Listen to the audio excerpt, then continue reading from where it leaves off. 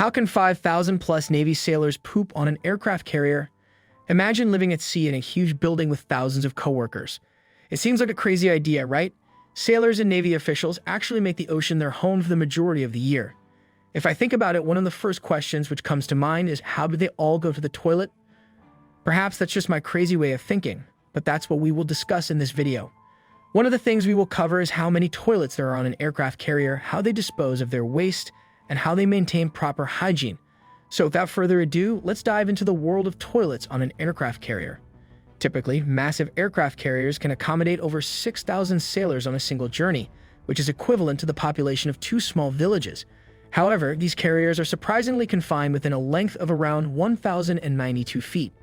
As a result, basic necessities like food, water, sleep, and of course, proper sanitation facilities are provided, but they are just the bare minimum. Considering the number of adult men that these vessels need to house, there are approximately 432 toilets on the larger aircraft carriers. This may not seem like a lot, but when you're in the middle of the ocean, you have to make the most of what you have.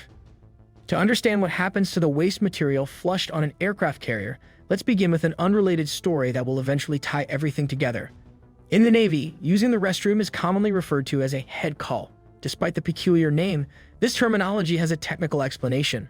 On an aircraft carrier, the toilets are actually called heads. This tradition dates back to a time when only the ship's captains had private restrooms near their quarters in the rear of the ship, known as the stern. The rest of the crew had to use toilets located closer to the waterline at the front of the aircraft carrier, known as the bow. The proximity to the ocean allowed the water to flush away waste effectively. Additionally, it's important to note that the ship's movement is typically in the opposite direction of the wind, ensuring that the restrooms are located downwind to prevent lingering odors. However, modern technology has advanced, enabling modern ships to be equipped with holding tanks and manual or motorized pumps. This allows toilets or heads to be installed almost anywhere on the ship. These heads no longer rely on ocean waves for flushing, but instead discharge the waste out to sea. Yet even the flushing process becomes slightly complex, technical, and expensive when at sea. The waste from toilets undergoes a systematic process before being released into the sea. When a sailor flushes, it triggers a chain of interconnected processes that require a significant amount of time, money, and infrastructure to ensure proper cleansing and safe disposal of the waste. Managing the flushed sewage produced aboard a carrier is a crucial task, as it is the most disposable material on the vessel and demands meticulous attention to detail. The sewage cannot be kept on board for an extended period due to sanitary reasons and must be discharged into the ocean as soon as possible. However, there's a catch. Simply disposing of the waste material into the sea without treatment or cleansing is not permissible. The U.S. government has recently implemented new restrictions regarding the disposal of sewage on aircraft carriers. A significant portion of the sewage waste generated on an aircraft carrier originates from toilets, urinals, and end-use sea scuppers.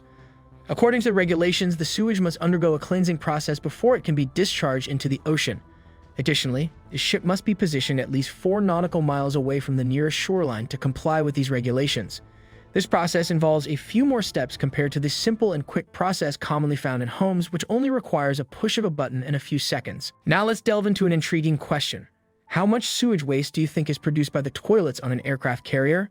To better understand this, let's consider the example of the Ford aircraft carrier, the latest carrier in the United States. It accommodates approximately 4,539 sailors, including both Marines and sailors. These individuals naturally generate waste at regular intervals, often using the washrooms first thing in the morning after waking up. However, many sailors are unaware of the entire process involved in treating and cleansing this waste, just like most of us.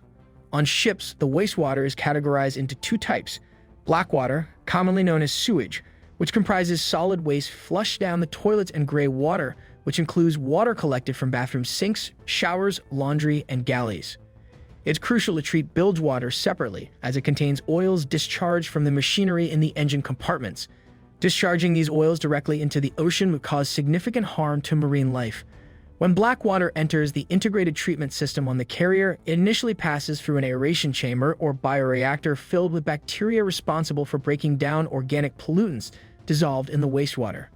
The sewage is then pumped into a membrane filtering system that further eliminates contaminants from the water, ensuring its safety. The wastewater that has been effectively cleaned by the biofilter reactor is then transferred to the next chamber, which functions as a settling process to separate the particles. After settling in the sedimentation tank, the mixture is further divided into high-grade water and sediment. This step is followed by processing in the clarity compartment, typically designed as a hopper with sloped sides. These sloped sides serve the important purpose of preventing the sludge from accumulating and piling up. Instead, it directs the sludge toward the suction side of the airlift tube.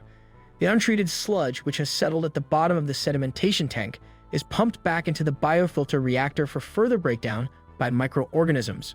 But hold on, we're not done yet. The next set of treatment processes takes place at the air blower. Usually, the biofilter reactor is equipped with 2 air blowers, with one serving as a standby. The primary air blower supplies air in the form of bubbles, which aids in the transformation of microorganisms, flushes the sludge, transfers it from the sedimentation tank, and also provides air to the activated carbon tank.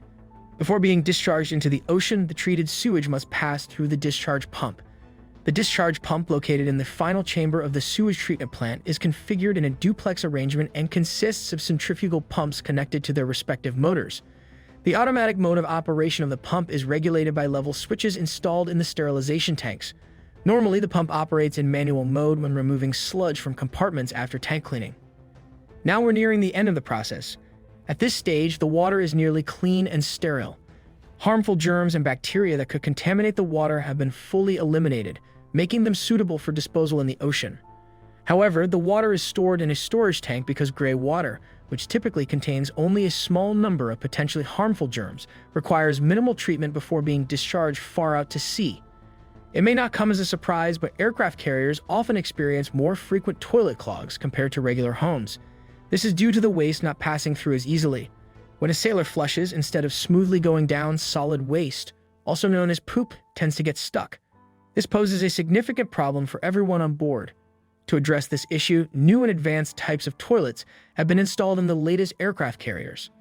Additionally, the ship's sewage system is periodically cleaned using specialized tools, which comes at a considerable cost of $400,000 for deep cleaning. A congressional audit has revealed underestimated long-term maintenance costs totaling $130 billion. The report states that the new toilets are experiencing more frequent and unexpected clogging, leading to unplanned maintenance. Consequently, stringent actions are being taken throughout the service life of the ship. Many individuals have also raised concerns about insufficient flush suction and narrow pipes that hinder the proper disposal of waste, exacerbating the problem further. Alright guys, that's it for today. Don't forget to leave a thumbs up if you liked the video and subscribe for more.